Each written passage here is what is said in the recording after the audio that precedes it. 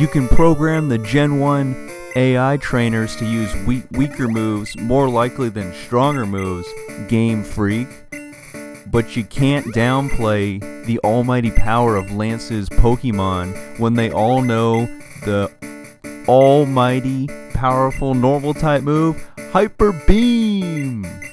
So yeah, we battle in Lance, skip to 1 minute for actual battle gameplay. But this is the Indirect Moves Challenge, and you will see a new move featured in this video, because we lost Bide.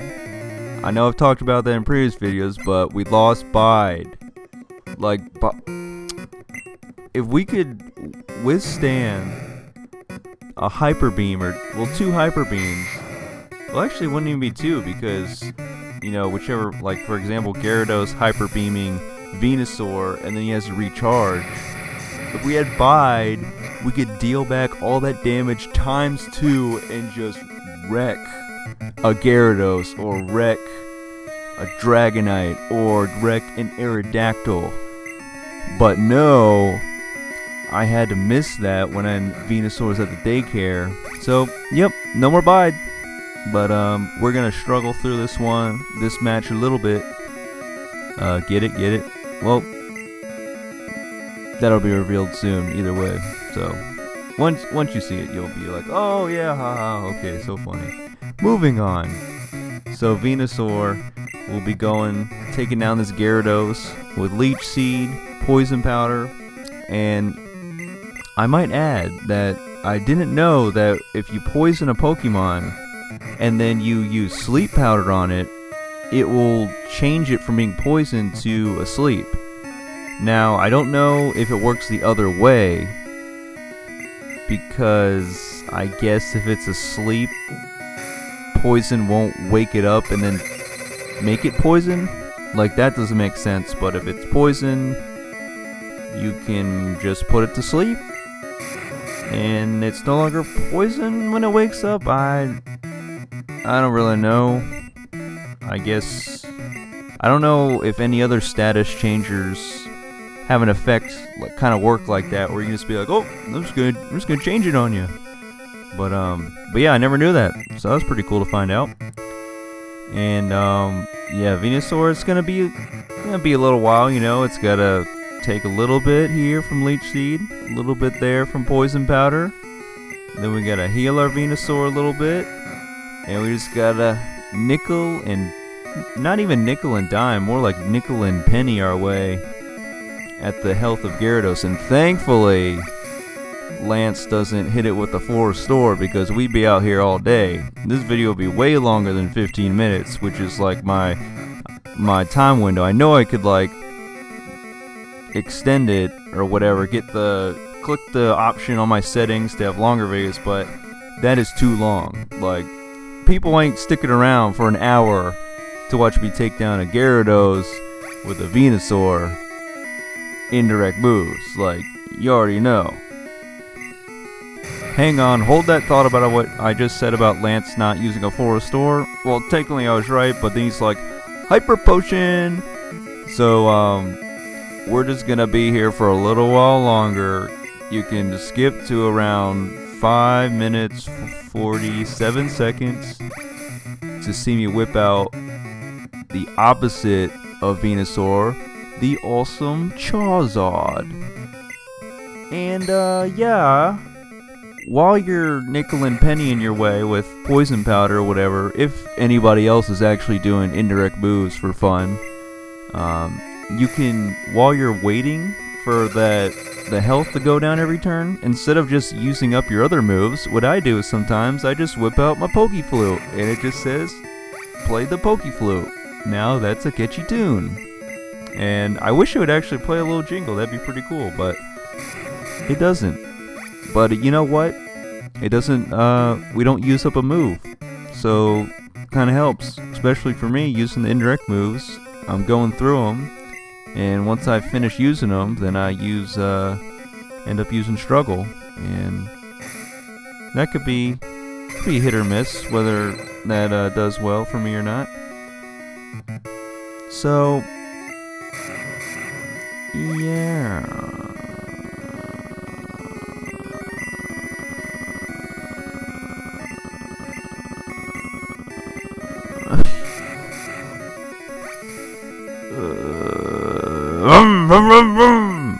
Alright, kick my brain back into gear. I had a little, what do you call it? Old timers moment, but I'm back. I sat for a while and I remembered what I needed to remember. So I just gave you the secondary use for the Poke Flute, which is to play it during battle while you're waiting for health to go down. But the primary use is for you just use that instead of buying Awakenings or using your full heals whenever Gengar puts your Pokemon to sleep, or whichever Pokemon that decides to put your Pokemon to sleep. Because whenever my Pokemon get put to sleep, it always takes forever for them to wake up. And I will flash the indirect moves list on the screen real quick with the new move. If you didn't guess it, it is Struggle. And I say it's indirect because these are my challenges and what I say goes. With, I mean, you can debate me and we'll debate in the comments, I guess. That's fine. But I say Struggle because Charizard, before the Elite Four, I went and got rid of all his direct moves by battling, like, you know, puny little level 3 Pokemon or whatever. So Struggle is just, in a kind of roundabout, indirect way, that's all you have left when you're out of moves. So, I'll just go with that. Because I couldn't teach Charizard any indirect moves that would deal damage. Which is really sad because Charizard is just one of the best. Just hands down. I don't even care about his weaknesses. All I care about is that he is Charizard. So the indirect moves challenge, I will explain it once more for the people. Because they may not have watched any other my Pokemon videos, because some have 0 views. Haha. So what it is you only battle gym leaders in the Elite Four with indirect moves only, no direct moves. Because as soon as you use a direct move, you break the challenge. Because that's what I made up in my head. And I searched it up on YouTube. Nobody else did it, so I'm like, alright, sweet, this is what I'm doing. And the indirect moves I found, you saw on the list I just put up. But if you search them up on Bulbapedia or Cerebi.net, the attack power next to the move is just a dash or 2 dash lines or whatever. So there's no like set value for it, like, you know, Fire Blast is 120 attack damage. But then you got Leech Seed, which is like dash. Or you got Poison Powder, which is like dash. Because that's a status changer. Or you got Mirror Move, which is like, I'ma just take whatever move you just did to me, I'ma deal it right back to you. Or you got Mimic, which is like, you know what? You have a good move. I'm gonna take it and use it against you. Ah, that one's great. That's probably my favorite one. No, what? No, Metronome is good too. I just love the unpredictability because it's like, I'm gonna wave this magic finger in the air, and then some random move's gonna pop out. I have no idea what's coming.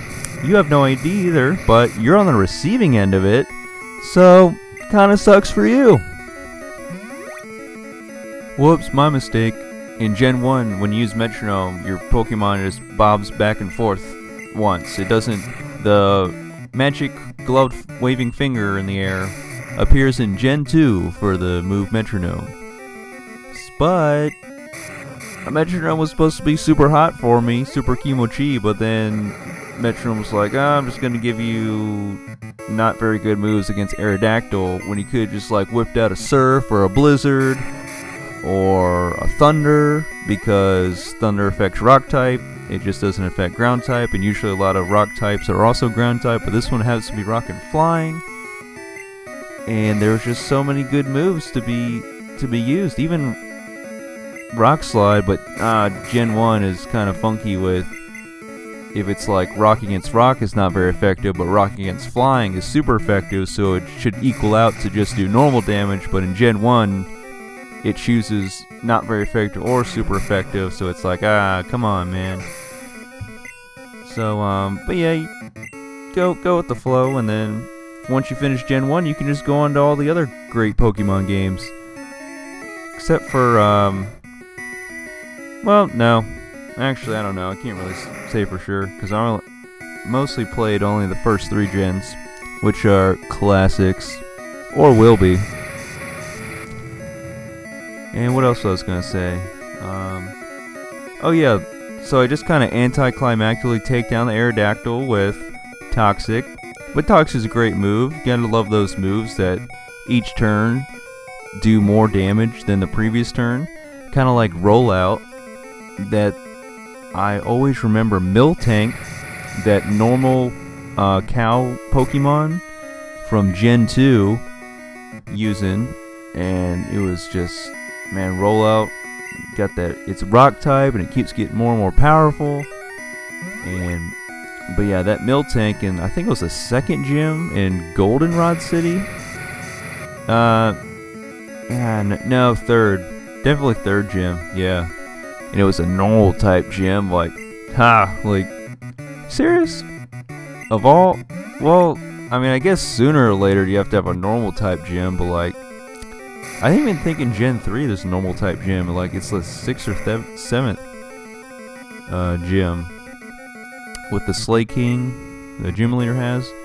I think it's a double battle too, but anyways, like, I walked into that 3rd gym back in Pokemon Gold. I was like, normal gym, this is gonna be a breeze. But then you get to all the trainers in there are fine, but then you get to the gym leader and she's like, I'm Whitney, and here's this Miltank, and you're like, okay, like, you know, high defense, maybe like a Snorlax or something, not too bad, but then it's like, Rollout. I think it had like Headbutt or Body Slam, and it was just like, are you serious? Oh, it had like Love Attract or Lovely Kiss or one of those, because it was always female, because the gym leader was a girl. And if you had a male Pokemon, then your Pokemon will like, oh, fall in love, and then it can't use any of its moves because it refuses to, because it's now in love. And then that Miltank is like, ha, like, you sucker, like, get over yourself, roll out, roll out, roll out. And Body Slam, if I had that one, I can't remember which one, Body Slam or Headbutt. But oh man, the first few times, every time I do a playthrough of Gold, Silver, Crystal, it'd take me a couple tries just to get past the Miltank. And that may have been Whitney's only Pokemon. I can't remember for sure. That old timer's coming back, or Alzheimer's, and because I know the Miltank was like level 20-ish or whatever. But yeah, some normal type Pokemon can be powerful. They can be strong. That's my point I'm making here.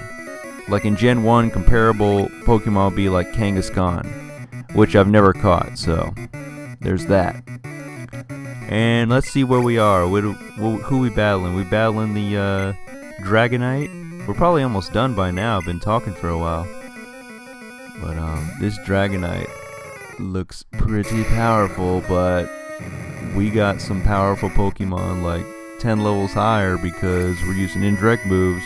Yeah, you could maybe beat the Elite Four with similar level Pokemon to their Pokemon, and with indirect moves, but like, come on, like, you're gonna be out here all day, you're gonna be reviving your Pokemon, you're gonna be healing them like constantly.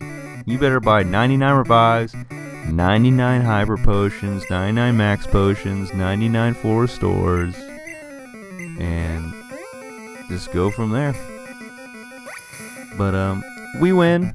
So on to the actual champion, our rival, which you will never see for a while. Your rival becoming the champion, or maybe since Gen 1. Kimochi. No! Anybody but Maurice!